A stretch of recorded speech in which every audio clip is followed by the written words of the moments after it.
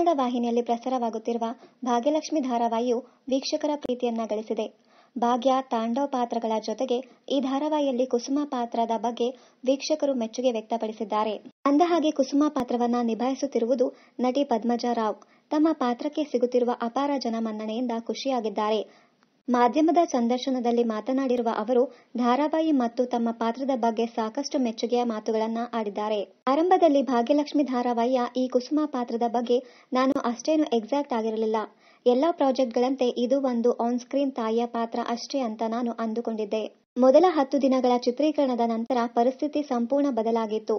ಈ ಪಾತ್ರಕ್ಕೆ ಹಲವು ಆಯಾಮಗಳಿವೆ ಎಂಬುದು ನಾನು ತಿಳಿದುಕೊಂಡೆ. ಈ ಪಾತ್ರವು ಸಂಪೂರ್ಣವಾಗಿ ವಿಭಿನ್ನ ಗ್ರಾಫ್ ಅನ್ನ ಹೊಂದಿದೆ ಎಂದು, ಜೊತೆಗೆ ಸಾಕಷ್ಟು ಸಂಕೀರ್ಣವಾಗಿದೆ ಎನ್ನುತ್ತಾರೆ ಪದ್ಮಜಾ ರಾವ್. ನಾನು ನಿಭಾಯಿಸುತ್ತಿರುವ ಕುಸುಮ ಪಾತ್ರ ಕೆಲವೊಮ್ಮೆ ತುಂಬಾ ಕಠಿಣವಾಗಿಯೂ ಕಮಾಂಡಿಂಗ್ ಆಗಿಯೂ ಇರುತ್ತಾಳೆ. ತುಂಬಾ ಜೋರು ದನಿಯಲ್ಲಿಯೂ ಆಕೆ ಮಾತನಾಡುತ್ತಾಳೆ. ಅದೇ ಸಮಯದಲ್ಲಿ ಇನ್ನೊಂದು ಕಡೆ ಅವಳು ಆಕೆ ಶಾಂತವಾಗಿಯೂ ಕಾಣಿಸಿಕೊಳ್ಳುತ್ತಾಳೆ. ನಾನು ಚಿತ್ರೀಕರಣ ಮಾಡಲು ಆರಂಭಿಸಿದಾಗ ಪಾತ್ರದೊಳಗಿನ ಈ ರೀತಿ ಶೇಡ್ಸ್ ನನಗೆ ತುಂಬಾ ಆಸಕ್ತಿ ಉಂಟು ಮಾಡಿತು.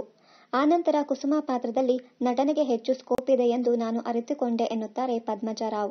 ನನ್ನ ವೃತ್ತಿ ಬದುಕಿನಲ್ಲಿ ಈವರೆಗೂ ನಾನು ನಿಭಾಯಿಸುತ್ತಿರುವ ಎಲ್ಲಾ ಪಾತ್ರಗಳಿಗಿಂತ ಕುಸುಮ ಪಾತ್ರ ತುಂಬಾ ವಿಭಿನ್ನವಾಗಿದೆ. ಕಿರುತೆರೆಯಾಗಲಿ ಅಥವಾ ಬೆಳ್ಳಿತೆರೆಯಾಗಲಿ ನಾನು ಯಾವಾಗಲೂ ಮೃದುವಾಗಿ ಮಾತನಾಡುವ ಮತ್ತು ತೆರೆ ಮೇಲೆ ಹೆಚ್ಚು ಪ್ರೀತಿ ಪಾತ್ರಳಾಗಿರುವ ತಾಯಿ ಪಾತ್ರಗಳನ್ನೇ ಮಾಡಿದ್ದೇನೆ. ಭಾಗ್ಯಲಕ್ಷ್ಮಿ ತಂಡವು ವಿಭಿನ್ನವಾಗಿದೆ. ಕುಸುಮ ತರದ ಪಾತ್ರವನ್ನ ನಾನು ನಿಭಾಯಿಸಬಲ್ಲೆ ಎಂಬ ವಿಶ್ವಾಸ ಆ ತಂಡದಲ್ಲಿತ್ತು. ಈ ಪಾತ್ರ ಮಾಡುತ್ತಿರುವುದಕ್ಕೆ ನನಗೆ ಸಂತೋಷವಾಗಿದೆ. ನಟಿಯಾಗಿ ನನ್ನ ಸಾಮರ್ಥ್ಯಗಳನ್ನ ನಾನು ಚೆನ್ನಾಗಿ ತಿಳಿದುಕೊಂಡಿದ್ದೇನೆ.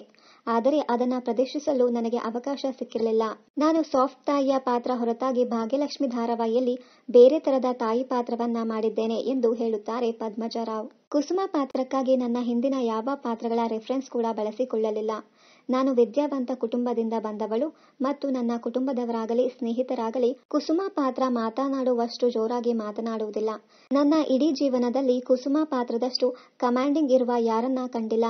ಹಾಗಾಗಿ ಭಾಗ್ಯಲಕ್ಷ್ಮಿ ಧಾರಾವಾಹಿಯಲ್ಲಿ ಕುಸುಮ ಪಾತ್ರ ಮಾಡುವುದಕ್ಕೆ ನನ್ನ ಬಳಿ ಯಾವುದೇ ರೆಫರೆನ್ಸ್ ಇರಲಿಲ್ಲ.